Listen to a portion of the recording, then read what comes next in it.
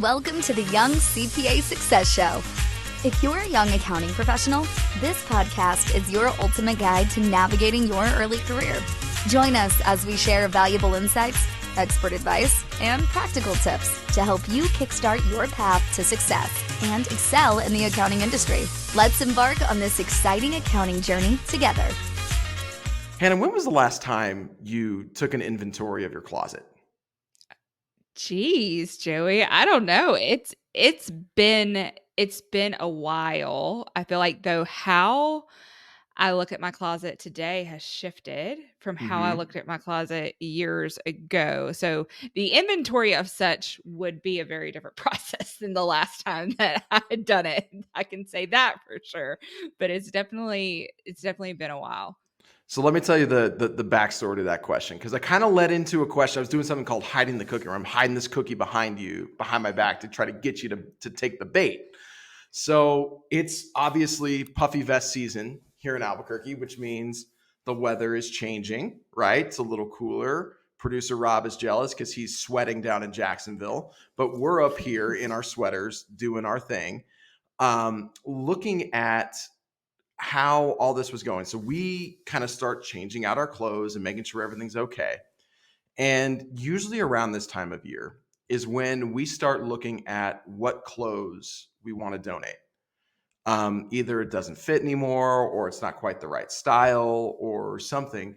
And what I've noticed over the last couple of years as we've done this exercise is we have less and less stuff that we're like trying to turn over.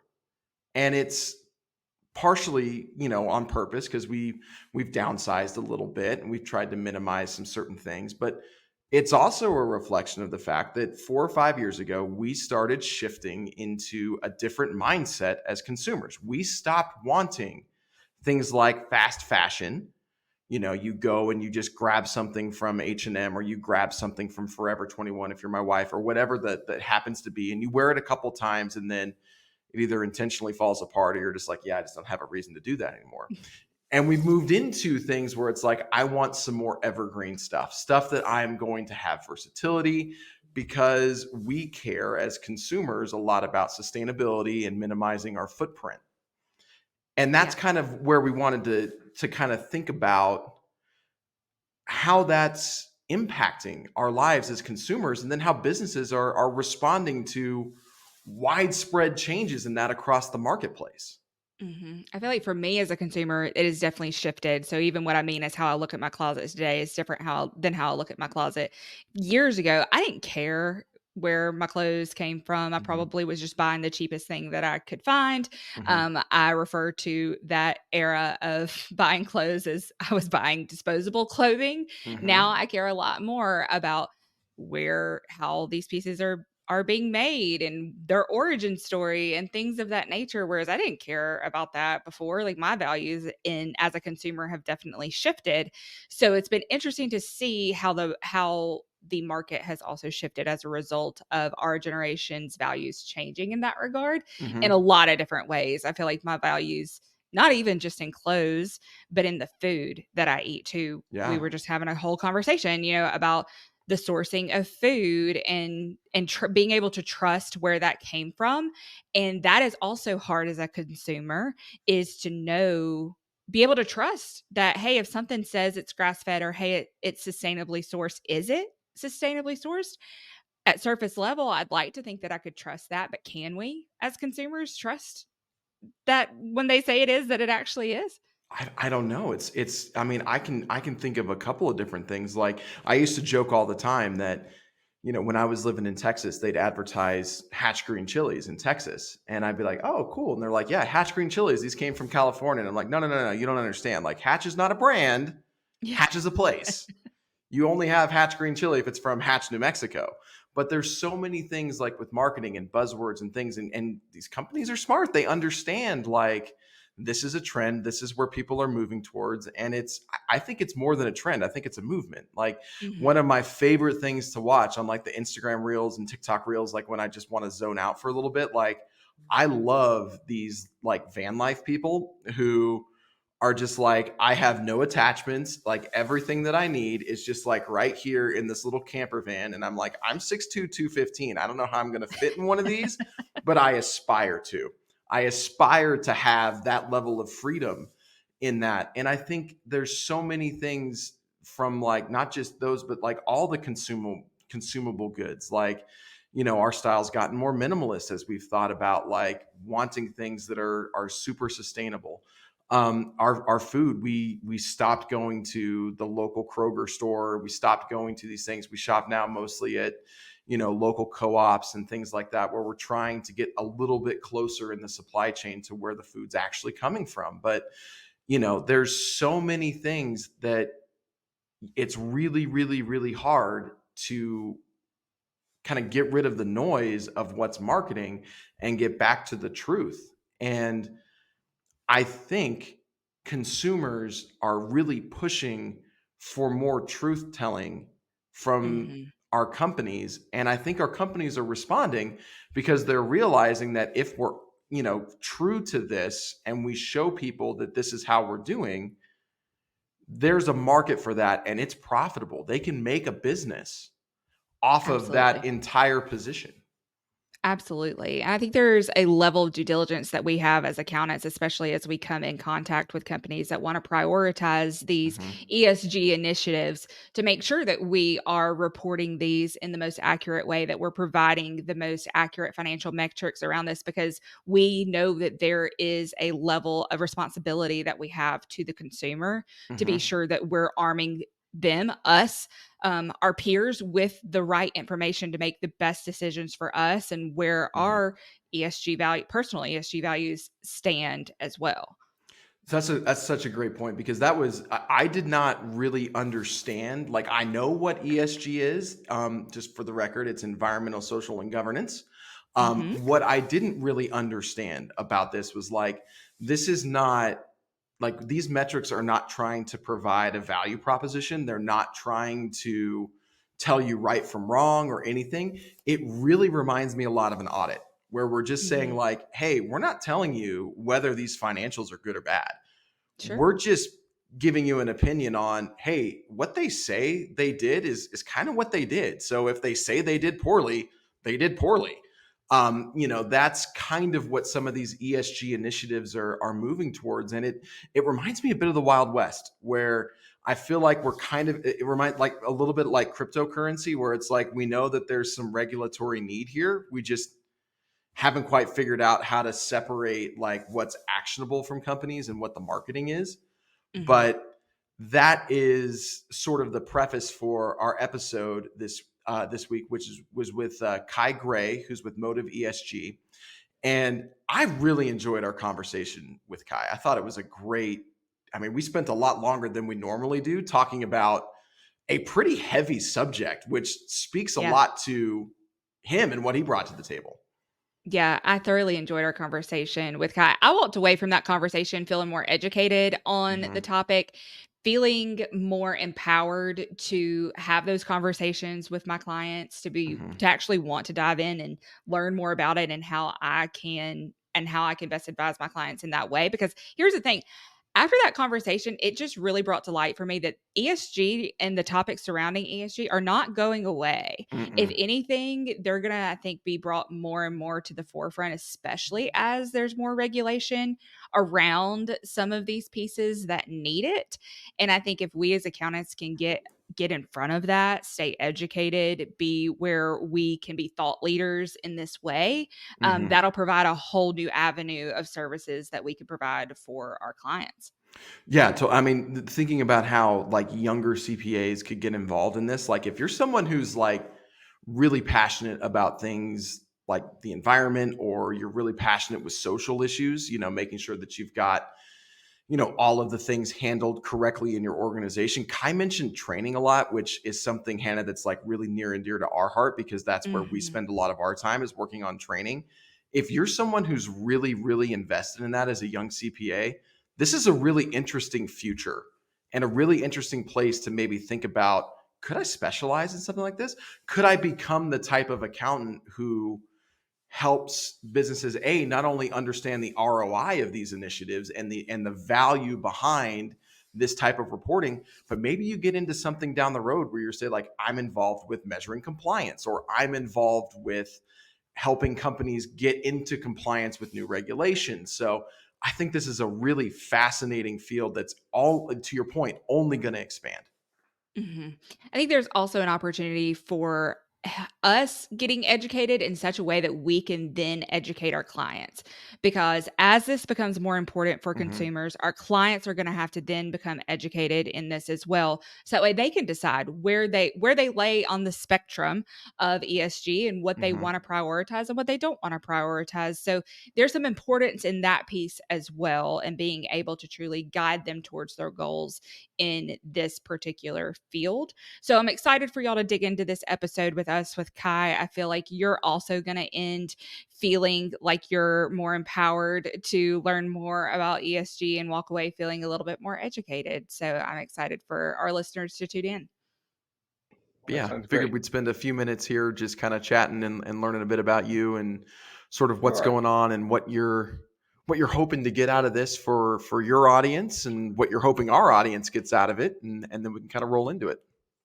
Yeah, I mean, so, but by way of background, Motive, I'm the founder and CEO of Motive, and we are we call ourselves a tech-enabled advisory firm. We specialize in private equity, helping private equity firms with ESG, but our clients sort of run the gamut. And one thing that we have noticed is that a lot of CPAs and CFOs and people in the financial industry are getting called on to answer ESG questions, and particularly sort of smaller CPA firms, because ESG is trickling down. It started with big public companies, went to tier one suppliers, and it's moving its way down to not quite mom and pop shops yet, but to smaller private firms. And so when they get ESG questions, they turn to their vendors that they trust, and those are either law firms or CPA firms. And so a couple of CPA firms just in the sort of here in town or locally just said, hey, can you give us a quick overview on ESG so we know how to talk to our clients about this? And so it makes a lot of sense, right? It's like, if you're a small business, and by small I mean you're probably in the $5 million range and up, where this stuff starts to really matter. You've been working with your CPA firm for a long time. Those are your trusted advisors. That's who you're going to call. And most smaller CPA firms don't have the wherewithal to just sprout another consulting arm, specialize in ESG. So we've found both good business and good relationships working with CPA firms who are running into this and trying to make sure that their clients get serviced properly. So how would you talk to clients about ESG? What is the advice that you gave those firms whenever they reached out to you? Because I feel like that's probably really relevant advice for our audience here too. Sure. I mean, so it does run the gamut. So I would say for a lot of companies that are first getting asked about ESG, it's a brand new subject for them, right? So where this comes up for companies is usually in an RFP sales situation. So you make widgets for someone. Those widgets go into something that you're part of a supply chain or a value chain for some larger company. That company all of a sudden instituted an ESG policy, and so now as part of the RFP, you're getting asked to supply your ESG report or something like that, some sort of a climate disclosure, or hiring numbers, things like that. And that's a sort of a brand new thing. And so for companies, before they just start the creative writing process, they get a little bit worried about how they should talk about this stuff. And so that's when they reach out. And so I would say, when we're talking to companies, the first thing is this, the quick ESG 101, like what it is, how it's going to be read. And then, what we try to do is counsel companies on the idea that this is really a business driver. right? Like if they pursue this, um, they put themselves into a category of vendors that now have this. And so, you know, it's really interesting. I would say, I'm not sure exactly what the numbers are, but you can see, we work with some scrap metal companies, for instance, and which seems like a very weird business for ESG to be in, but dealing with raw materials, there's a lot of pertinent information there, and I would say half of the scrap metal companies have sort of understand this and they have ESG programs in place. The other half sort of had never heard of it, right? And I think that we always talk about this idea that there's um, like there'll be winners and losers in this, and I think that if you can position yourself as an ESG forward company, that you're aligned properly with your customers, that you just stand a better chance, right? So for the scrap metal companies, what was interesting in learning about their business is they said, we're a commodity market. And so anything that we can do to give ourselves a competitive differentiator is a huge deal for us, because at the end of the day, it's just sort of price per pound and a grading process and things like that. Now, all of a sudden, we have something to talk about that our competitors may not have to talk about. And that, I think, is a very important message for companies that are trying to stand out. So that's how we counsel companies. That's how we try to work with them. So for the uninitiated, how would you best define ESG? Because I think this is a relatively new term in the business Yes. world. Like I think back to my business school days, and the big thing in 2010 was corporate social responsibility, and this feels like a very Yes. natural evolution Yes. from that idea. Yes. In fact, so um, depending on who you talk to, the sort of the origins of ESG or sort of date back to apartheid South Africa, where there Oh. was an active um, uh, there was an, an an active move to divest of certain things to cause an impact, right? And so you had university endowments divesting of companies that were in South Africa or invested in South Africa, Mhm. and that that wasn't ESG, but that was the beginning of impact investing, which became socially responsible investing, which became corporate social responsibility. And then you have sustainable investing. You have all of these I would say branches of a tree, and they've all been slightly lumped under ESG for good and for bad. Mhm. And so what ESG is in very practical terms, it's about 200 metrics that cover environmental metrics, social metrics, and governance metrics. And it's the thing that a lot of people miss about ESG, understandably, is that it's it's not ESG was never designed to delineate good companies from bad companies. It was purely a way for investors to understand the transparency or to understand the businesses that they were investing in. And so, um, you know, the example of that is Exxon. So Exxon has a very robust ESG program. They disclose lots of information, and because of that, they're held in many ESG funds. So people always get really worked up and say, well, how can Exxon be in an ESG fund? Either it's all fossil fuels, and the answer to that is, well, ESG is not measuring whether they're in fossil fuels or not. It's just measuring, have they disclosed what they're doing? Are they transparent about things? Do they, I I often talk about ESG and sort of reverse the acronyms, because when you look at governance, you would see, governance is about sort of insider trading and independent board members and audit committees and oversight and really just sort of good housekeeping for a business. And so if you read the metrics for under governance, everyone shakes their head and says, yeah, of course. Like you would never invest in a company that had red flags there. And then you sort of move into environmental things, and many of the things just have to do with sound business practices, right? Are you consuming a lot of resources? Are you inherently a wasteful corporation or not?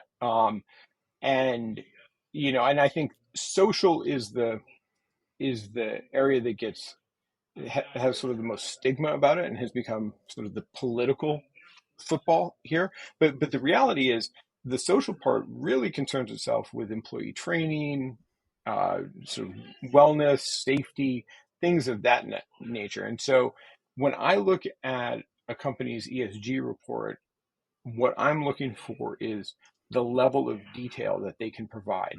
And even if you dismiss the actual answer, just say, boy, this company really understands how they're run. They're able to answer all of these questions. You may not like the answer, but they're able to actually provide this answer, which is it's sort of the green M&M type thing, right? Where you can spot companies that have a good command of their business and their business operations by how much they're able to disclose, versus a lot of ESG reports tend to be more marketing led and are fairly pithy, and you say, the jury's still out. Would I invest in this company? But some you look at, and IKEA is a good example of an ESG report that if people ever want to look at a really comprehensive ESG report, look at IKEA's. It is sort of a science-based report, some heavy reading. It's not going to be, no one's going to spend their weekends, digging into it, except for the folks at IKEA, and folks here at Motive. But it gives you an example of this is a company that truly understands what they're doing, how they're doing it, how to report on that data, and leaves very little to the imagination. You touched on a keyword that is really important to me as an advisor for my clients, and that's the metrics surrounding each one of these arms and advising financially around those metrics. What could I do to better educate myself so that way I can provide sound financial advising and education for my clients? Because I feel like some of our clients are going to need some help understanding what this means for their business. What steps can I take in order to be better in that way?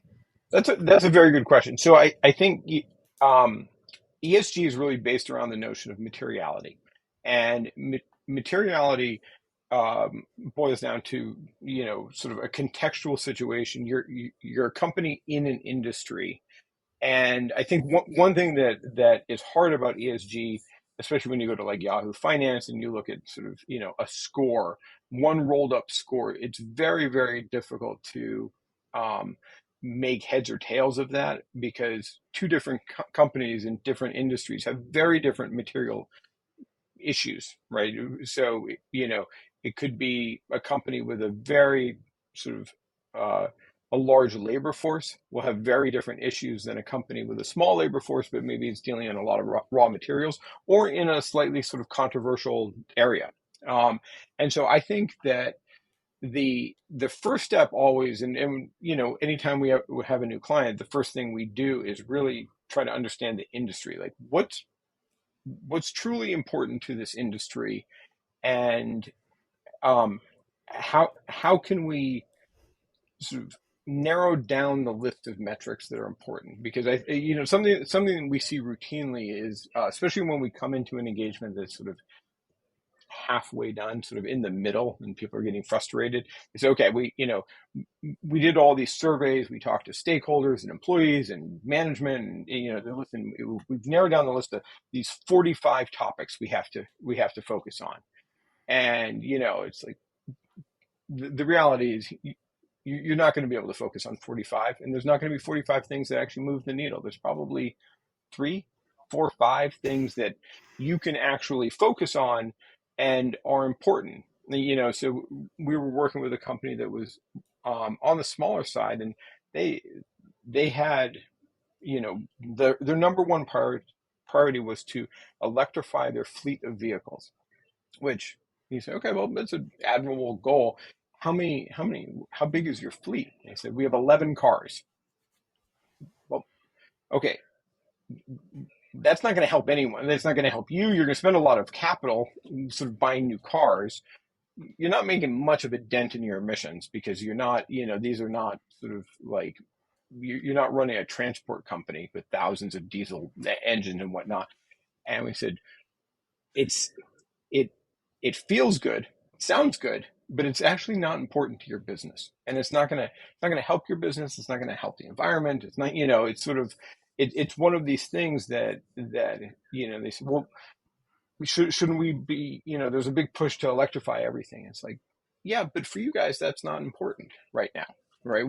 What's important is putting more money in your employee training programs, because this is an area where, you need to sort of upskill like an employment force, and that will go much farther, both from an ESG perspective, but also from a business perspective and sort of retaining talent. So, I would just say in the process of educating yourself, and there's a lot of material online about what is ESG and those types of things. I think that the key is start with first before you look at the metrics and say, okay, what are the important things for this company? And ESG, there's so many ESG metrics. It's so broad that you'll easily be able to fit in sort of, if you work backwards, say, okay, I've identified these 5 things that are really important. You have a lot of real estate holdings. So we need to make sure that our metrics are aligned with that. You don't have a lot of employees, and so you can start to narrow down, or maybe a company, you say you guys travel a lot for business, right? That's usually one that comes up a lot. There's a lot of air travel for companies. Say, okay, that's a key thing for your company. Your emissions are probably going to be pretty high, so that becomes a material issue for you. For real estate companies, and we work with one here. They own a lot of property that could potentially be affected by rising sea levels and more intensified storms, right? So that's a material issue from a business perspective. It's also something they should be aware of from an ESG perspective. What I love about this framework, thinking about ESG, is it reminds me a lot, and I think this is very relevant for young CPAs and a good thing to think about. One of the things that always cracks me up when you see something like an Enron or one of those things is they're like, well, how did that happen? They had audited financial statements. Didn't that mean it was good? And it's Right. like, no, it just means that what they were saying is exactly what it is. They're accurately representing the situation. And that's kind of how I think about ESG reports is we're not making a value proposition, good, bad, or otherwise. We're just representing, hey, everything that's been represented here is verifiable and accurate. And that's a really interesting framework because it still puts the impetus on the company, the investor, whomever is doing the analysis to then take that information and use it properly. That's right. I mean, I do believe that ESG is going to end up in sort of a SOC 2 world where, because the issue right now, especially in the US, is greenwashing, right? So you have a lot of companies that said, hey, we do this, this, and this, but if you sort of peel that back, that's a bit of a stretch. And so, the SEC is starting to get involved, and because you have big funds that are sort of putting this stuff out there, so you have retail investors who are buying company stock based on in some part because of these statements. If they're factually not correct, this leads it to an issue. So I believe over the next few years we're going to end up in that more of a SOC 2 world where people have to sign off on this, but but yes, I agree. I think that, it's the companies have to, they have to disclose this information. And it's up to the investor or the reader of it to read these things with some sort of, understanding and context of like, okay, well, I like this or I don't like this. I mean, I'll give you a question. A metric is, on the social side is about unionization. Mm-hmm. Whether the company is open to it or not. It's more, the wording's more nuanced than that. But there's a couple questions about unionization. There's not a right or wrong answer. It's just the company discloses that they've they fight it or they don't, basically. Mm-hmm. And so if you're an investor, you may take a side, say, yeah, I want to invest in companies that are sort of pro-union, or I don't want to invest in those companies because I think it's a liability for them. But that's up to the investor or the reader of these metrics. So who's thinking back, kind of maybe zooming back out 15, 20,000 feet view on this issue? Who's really driving the bus on this movement? Is it investors? Is it regulators? Is it employees? Is it all of us? And maybe we all have slightly different motives in terms of how we're doing things. Yeah, it's a great question. I mean, I think ESG has picked up enough steam, so it's the flywheels engaged. So Mm-hmm. it's um, and I think people would argue right now, no one's driving the bus. It's moving, the bus is moving, but there is no one driving it, and so that's where there's a big call for the SEC to actually get more involved. It's one of these times where large companies, the Fortune 500, actually would like the oversight because they say, hey, we're investing a lot of money in this, and we have no guardrails, so we don't know, like if you just tell us what the rules are, we'll do that, right? And I think the ESG world today is probably being led by the EU, which has the most sort of, they're a few years ahead of the US, probably, 2 to 10 years, depending on what you're looking at.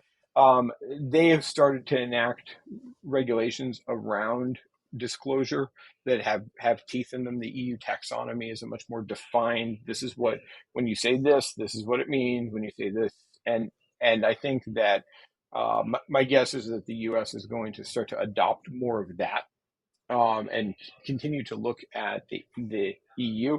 But in terms of where this all comes from, I mean, I believe it all comes from consumers at the end of the day, right? Mm-hmm. And I think that it's it's the consumers of products and services. It's the investors of stocks, the retail investors, and it's the employees of companies. And that group is basically the same. I mean, the Venn is pretty tight. When it's the same people that are buying products are also employees of companies. They are also investors in their 401ks. And, I think sustainability and ESG and all of these concepts there's certainly a generational component to this. If you talk to my father, and then you talk to my son about these exact same topics, you will get two very, very different answers. You're going to get the spectrum on that one. You get the full spectrum, and the only difference is my father's trying to save money, where my son's actively spending all my money. Or this is he's out there buying stuff, and I think that as millennials and Gen Zs move more into the market, both as managers of companies, of purchasers of things, it changes the dynamic. And I it's a very powerful force, right? Just so you look at a lot of companies that are, the scrap metal or the steel companies, right? Their big push for ESG is that they have to comply with Toyota and Hyundai and Ford ESG requirements. Well, why do those companies care? Well, their consumers have been very, very vocal about it, right? They want low carbon steel in their cars. And, and Coca-Cola and Pepsi want low carbon aluminum for their cans and recyclable plastics. And, they're trying to address a consumer segment, and they're pushing that down into their supply chain. And at the same time, you have this other angle where employees of companies have become very, very vocal. Like, I think we've entered an age where there's more employee concern than ever before, right? You see, I think COVID really accelerated that, but they've become very, very powerful stakeholders. And you can see that in Disney, right? Disney ended up taking a political position because their employees forced it, not because management said, "Boy, we'd really like to get into, into a fight with the state government." That was not management's, ideal situation. But their employees all walked out until something was done. And so I think these are all very powerful stakeholders in the market that are going to continue to drive these things. This is why I think, ESG, or whatever it is called in the future, is here to stay. I don't think this is not going back in the bottle. You talked about greenwashing earlier. From a consumer perspective, how can I sniff that out? What are some key things? Like, what are some indicators that you've seen, just having seen this develop and emerge in the market? Is there anything that you've seen as a key trait that seems to be an indicator that, like, I could know as a consumer? Because it is important to me that somebody is not they're actually doing something they say they're going to do. Mm-hmm. Yes. And I think that probably the easiest way, sort of the sniff test, is it gets into details, right? So just like, if you read one of those articles in the airplane magazines that they put out, they're pretty soft lifestyle pieces. You realize maybe not hard hitting science here. The same is true for ESG reports. You can read them, and it's just, it's pretty light and fluffy. There's a lot of pretty pictures, almost always, a lot of nature pictures and some people hugging, and it's a real stock images, maybe. Yeah. Oh, you can go and find the exact images. I have many times to say, and I think that, for me, that's always something that gets me to double click on it and be like, let's just see if if there's going to be any substance here. And if I can get through an ESG report without sort of any reference to science or actual, how they calculated their numbers, if there's not a data table, as dry as that may seem, then there's a very good chance that there's some greenwashing. And whether it's malicious or not, I would say a lot of companies don't go into it to be malicious and say, hey, we're going to actively try to mislead people. It's just, we don't really know the answer, but we know we have to put this thing out. So, fire up the pretty picture machine and let's get the English major to do some creative writing. And, Bob's your uncle, we have an ESG report. The other end of the spectrum, like I said, is, you go to some companies that really take it seriously. Coca-Cola, Delta, IKEA. There's a lot that really do a good job, and you're gonna read sort of a very scientific report, and they're gonna cite how they came up with this and with the standards that they're using, and if it's greenwashing, they've done a really, really good job, and they've tried really hard, but it's usually sort of the old sort of the idea of professors weighing papers to decide how the heavy papers are an A. It's a little bit true with ESG reports. You can kind of tell, if this is a big thick one with a lot of data, they worked much harder. But if it's a 13-page, coffee table ESG report, probably not that great. I think it's a really interesting kind of thing to think about and a little thought exercise to go through. And I'll preface this with a little bit of kind of my personal experience with this and some of the things we're dealing with in my community here, where we live in a state that has famously 265 days of sunshine a year. So there's a lot of opportunity here for green initiatives. There's a lot of pull for Yeah. green initiatives. There's a lot of desire for that in the marketplace. And I think the thing that a lot of us are rightfully struggling with is, okay, if I do make this large investment in this company's product, A, it's probably a smaller company that's going to be working on this. B, without that type of comprehensive ESG report, how do I know that the electric car that I'm trying to get to play my part in saving the environment wasn't created in a way where it's actually more harmful than all of the stuff that was going on? And it's a really it's a scary rabbit hole to go down in terms of thinking like, I have all these great Yes. intentions, but am I even doing the right thing? Yeah.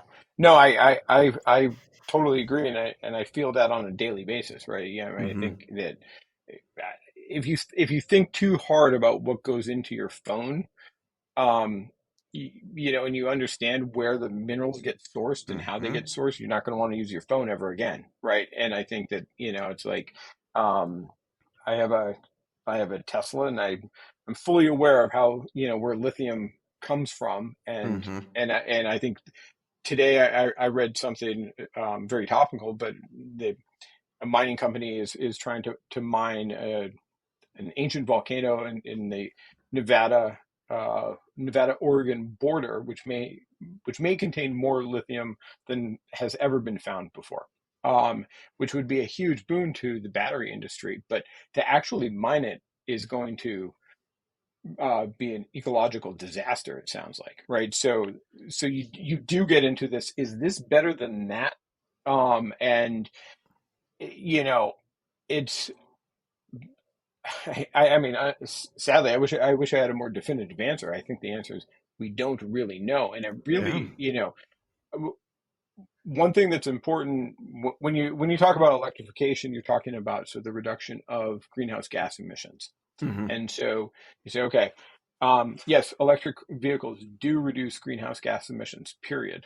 Uh, Now, is reducing greenhouse gas emissions more important than some of the ecological issues and social issues that are caused by constructing that Mm-hmm. thing? Um, and so a lot of these get into almost like sort of line items, right? It's like, okay, this does a very good job of this, but the trade-off is, the only way to do it sort of at profit is very, very inexpensive labor that's almost always like, involves a lot of bad things. Mm-hmm. Or we're going to wreck a habitat for something to do this, right? So it's, is this good better than all the bad? And that's a very hard dilemma for people, right? I think, Well, and it feels like I think a lot of people will look at this and say, if we're doing this, this is the silver bullet that's going to solve everything. And I think yeah, the more I think about this and learn about this, is like it requires a number of different things in coordination. yes, It yes, requires that's right. this and either policy decisions or consumer decisions and all of these things that, oh, we're going to have a cat maybe join us. Hi, buddy.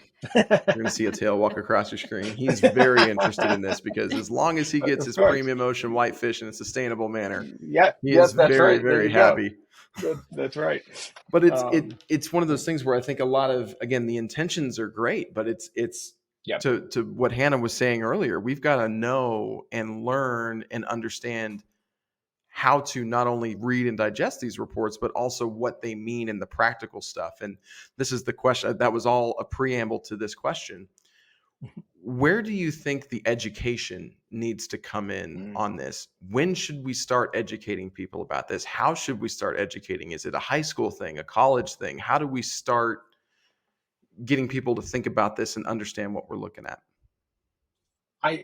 So my very small sample size of one, which is my son, so he's grown up with me, and I feel like he's in eighth grade now, and for the past couple of years, he's really started to understand the concepts, Mm-hmm. right? That, you know, um, things don't exist in vacuums, that Mm-hmm. there's a process to things.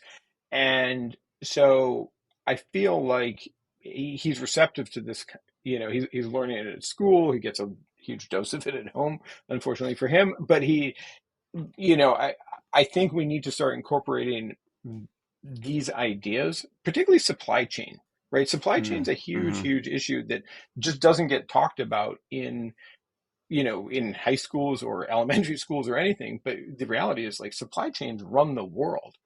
I mean, nothing exists without supply chains, period.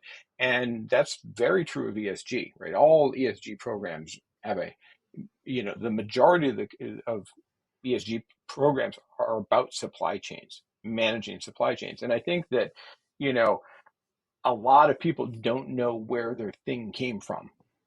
And so,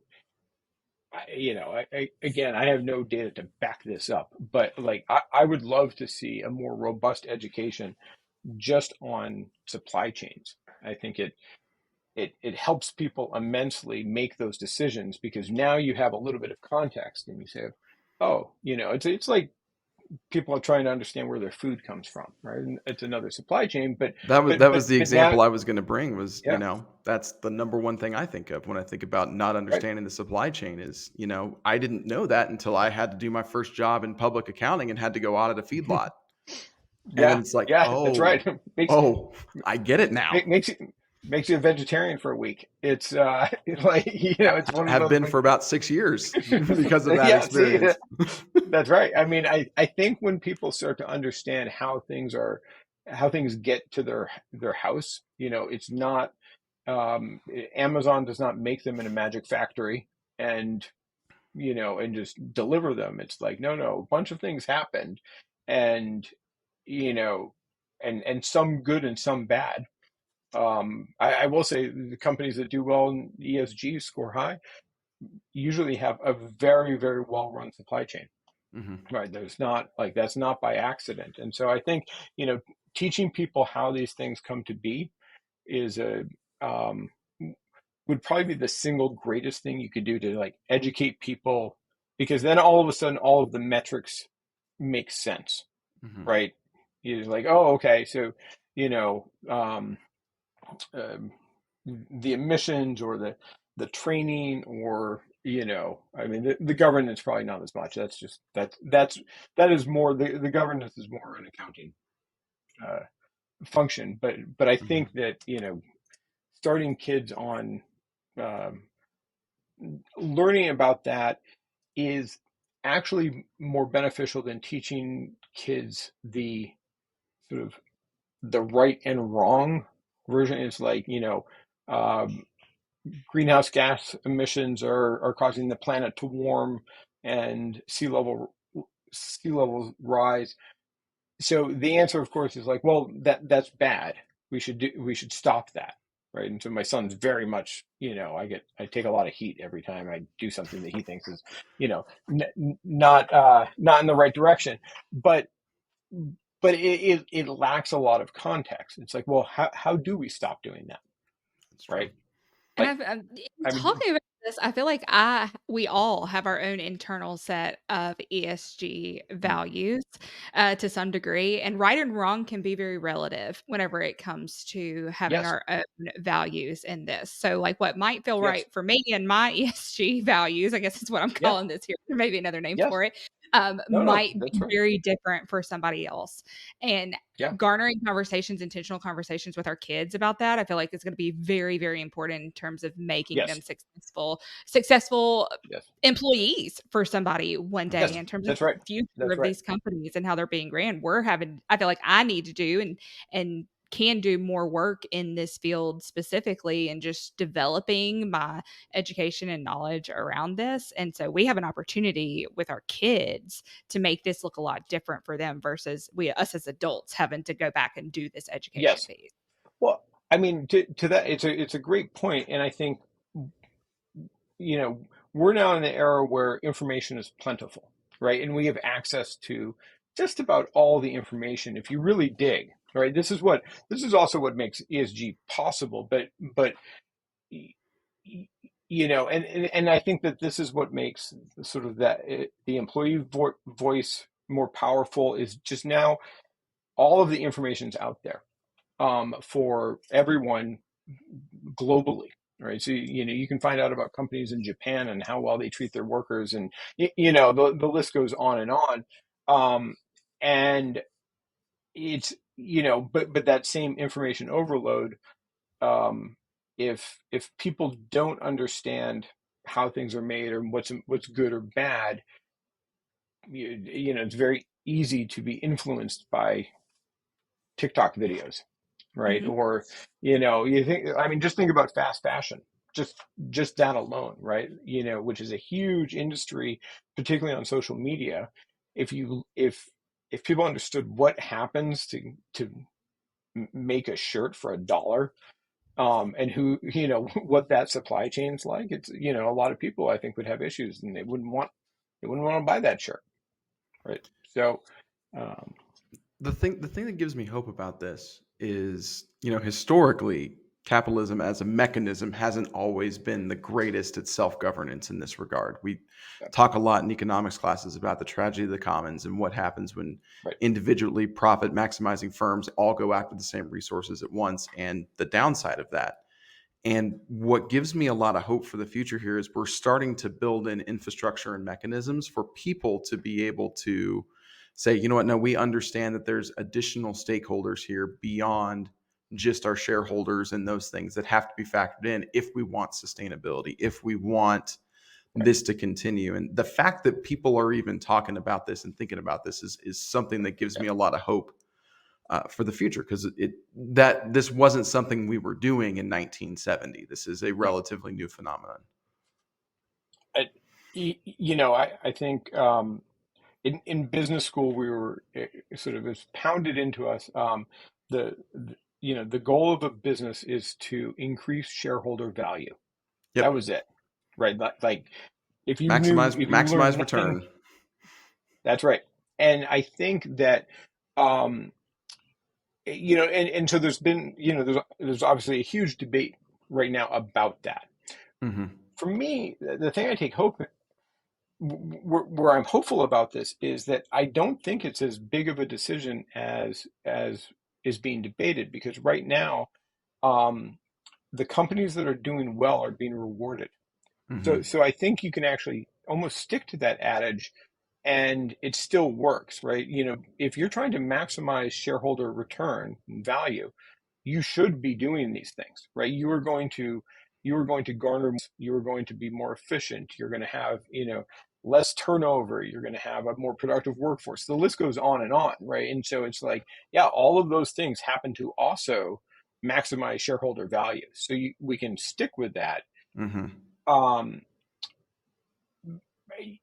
but I mean, I'm always happy to see this sort of a more inclusive voice from all things. But I do think that, it, if nothing else, sustainability is a um, is a profitable thing for companies. And Oh I yeah. do like that. That's the thing that, where I really sort of get on a soapbox, because it's like a lot of companies and a lot of individuals don't understand that these things are good for business, and they look at it as being sort of almost welfare programs, and just, do good, and at the expense of doing, you know I mean, I'll give a very quick example of a longer sort of presentation. So I'm here in Southern Alabama.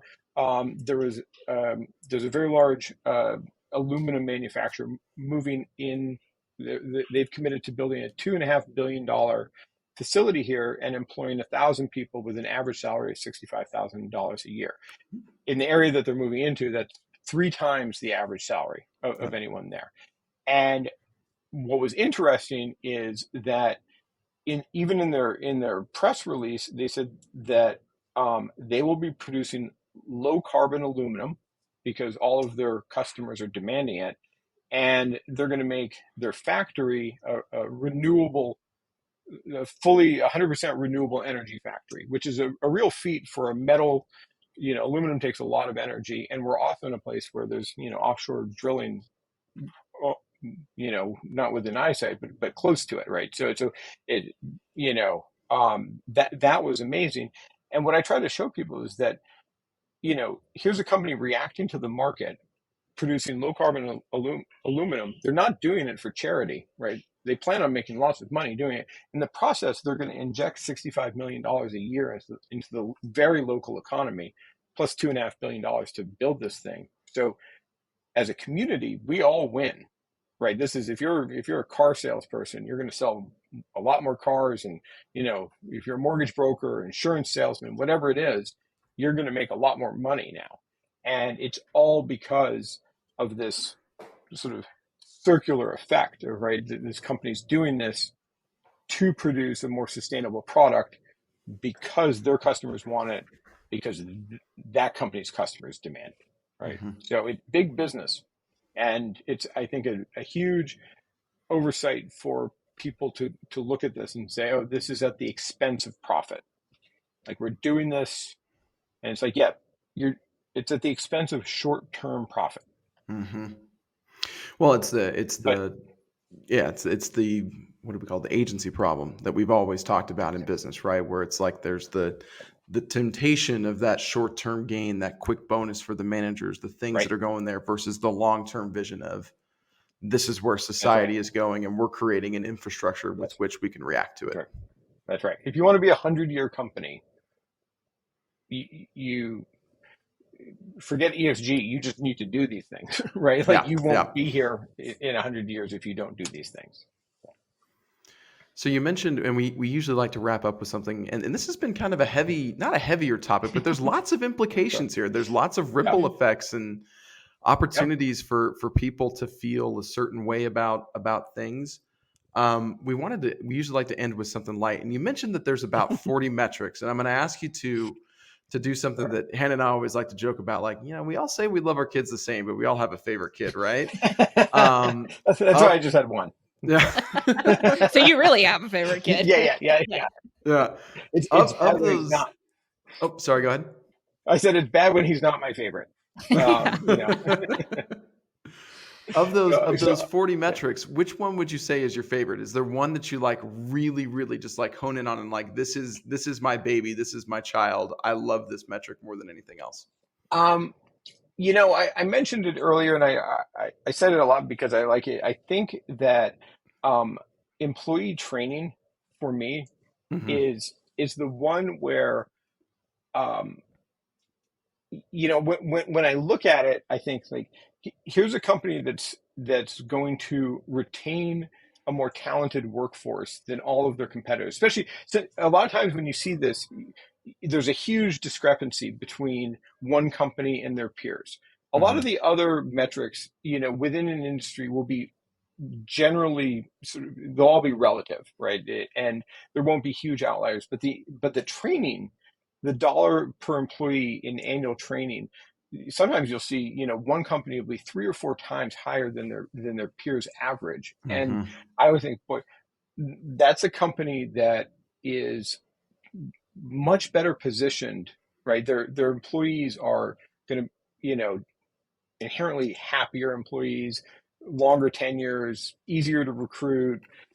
Yeah, I mean, the list goes on. So I think if there was one metric that I look at, it's not on the environmental side. It's not, there's a lot of important ones on the governance side, but the one that I always end up my eyes drawn to is like, wow, look at that company. Like, they spend $9,000 a year on employee training. Their closest peer spends $2,000, right? So it just tells me that, like, over time, that company's going to win more. Like, they're going to get better people, and they're going to build better people. Well, and talk about the, circling back to what we were talking about earlier, the short-term cost versus the long-term gain. Yes. Hannah and I spend a lot of our time actually actively right now developing a training program for some of our employees. And it's one of those things where when we sat down and looked at our goals as a business and our growth and the things that we're trying to do, that naturally came up of we have to train. We can't afford to not do this right now. That's right. And it's not not an easy endeavor. It costs a lot of time and man hours. Yes, that's right. And I think, you've put yourself in very good company, and you're in, just by even addressing it, you're in the top sort of 25 percentile of companies, because there's a lot of companies that I think training is a compliance thing, right? It's like we have to do this, so we do sort of the bare minimum. And but it's I think if you were talking to probably some hardcore environmentalists, they'd want something out of the E. It's like their scope 1 or scope 2 emissions or things like that. But the one category, employee training, sort of cuts across all industries. Mm-hmm. Like I don't know of a company, it's not nearly as relative to the industry, right? So you may have very high emissions, but you might be in an industry that, like, that's what you do, right? You're sort of you burn coal, for instance, or something. You're a power plant. But all companies have an employee training sort of budget, and they all need to train employees, but not all companies do. Well, and if you're running a certain type of power plant, I really want to make sure the employee who's running that nuclear power plant is very adequately trained. Exactly. Yes. I would like that as invest in well. that employee. Yes, it feels like sort of a Simpsons poster child. Oh, yeah, that always stresses me out. Well, I'm going to take the conversation a little bit of a different direction and end on a very, very light note. So let's just say that you've been traveling, you've been away from home, which is, we've determined South Alabama for you. Yes. Where is the first place that you're going to eat, and what kind of food are you getting there? That's a good one. Okay, so it's here we just found. So I find there's a lack of good pizza in South Alabama. It really is. Me coming from Boston, this has been, we moved to California for many years. I also think that there's not good pizza there as well. And so we just recently found a pizza place that actually, when you walk in, it smells like a pizza place. It looks like a pizza place. It's great pizza. It's in the middle of sort of nowhere. And that's probably where I'm going. But I think, what I've discovered in moving to South Alabama is that there's some restaurants where you definitely don't feel better when you leave, but it's delicious while you're there. You actively know, it's like, okay, I'm going to pay for this later, but it's so worth it. It's comfort food to the nth degree. Just biscuits the size of your head, and just all the gravy you can eat. And when you try to scooch out of that booth a couple of pounds heavier, you're like, I probably shouldn't have done that, but boy, that was good. So what's the name of the restaurant? Okay, so the pizza place is called Vitoli's. I have to make sure I got that right. So awesome. It is in Robertsdale, Alabama, which is also the birthplace and the home of Tim Cook, the CEO of Apple. Tina, I didn't know that. That's really awesome. Yeah. And I was told that he even, every year he pays for all of the band's instruments and uniforms. He personally writes a check to Robertsdale High School to cover all new instruments for the band every year. Oh, that's so awesome. Love to hear that. Awesome. Well, thank you so much for coming on the show. Where can our listeners find you if they want to connect with you?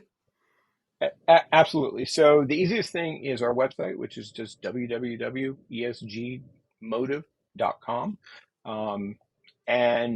Or feel free to connect with me on LinkedIn, particularly if you're not selling me something. I'd love to connect with you. And if your listeners have questions or, I'm happy to talk to anyone. That's awesome. I know I'm ending this podcast feeling a lot more educated within the topic of ESG. Good. I feel a lot more motivated to look into it and educate myself further. So I hope that everybody else does too. That's wonderful. My job is done here. We really appreciate you. Thank you. It was a pleasure. If you're a young CPA looking to develop in their careers, we're always looking for great people. Visit our website for remote work opportunities with Summit Virtual CFO, or find all our open positions at Anders CPAs and Advisors.